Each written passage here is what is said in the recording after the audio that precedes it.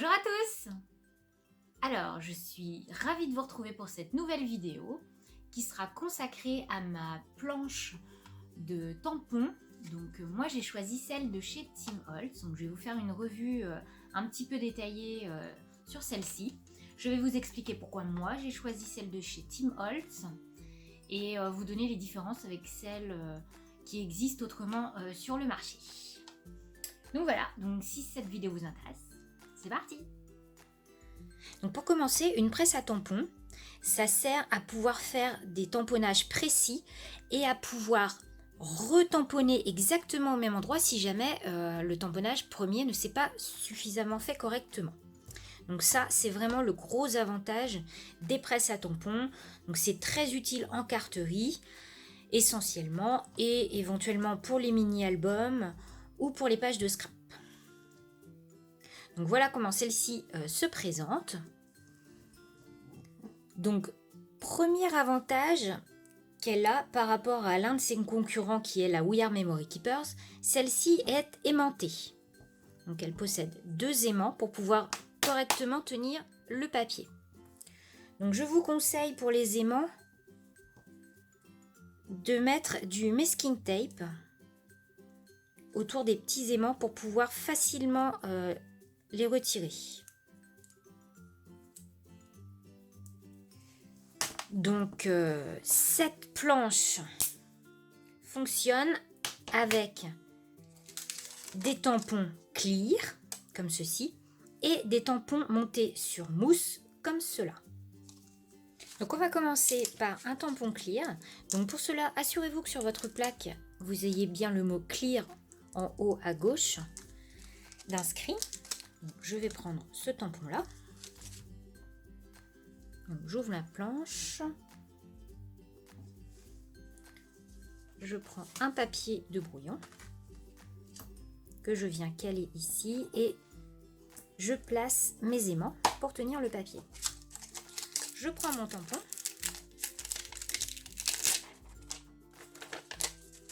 et je le place sur le papier à l'endroit qui m'intéresse.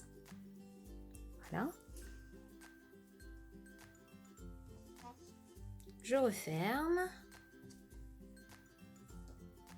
et le tampon va venir se coller sur la plaque de plexi. Je vais pouvoir mettre mon encre sur le tampon. Je descends un petit peu pour que vous voyez bien.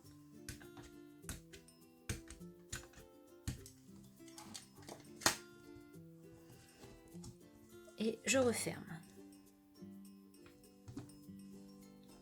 Je presse, je soulève. Et donc là, si j'estime que mon tampon n'est pas suffisamment net et clair, je remets de l'encre et je retamponne exactement au même endroit.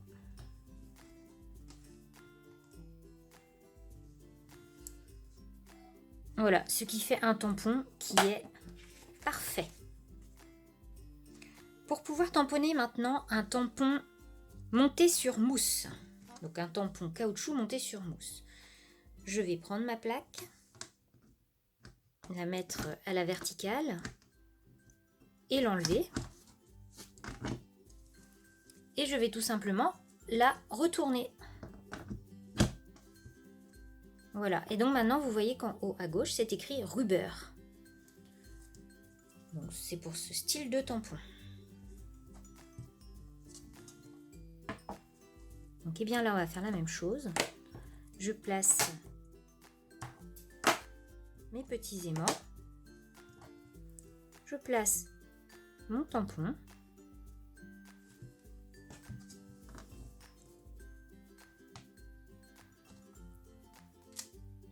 Je récupère mon tampon.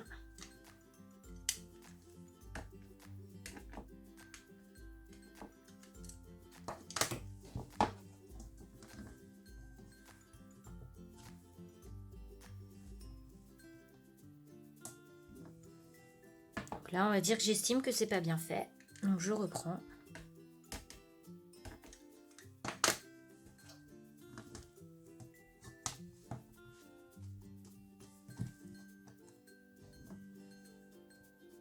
voilà, un tampon impeccable.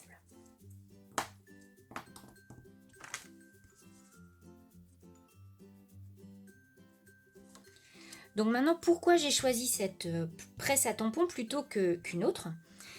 Donc je trouve que c'est la plus complète sur le marché et le meilleur rapport qualité-prix, on va dire. C'est-à-dire que par rapport à la We Are Memory Keepers, donc celle-ci est aimantée alors que la We Are Memory Keepers ne l'est pas, ce qui fait que c'est un petit peu plus embêtant quand même de devoir mettre du masking tape pour faire tenir son papier.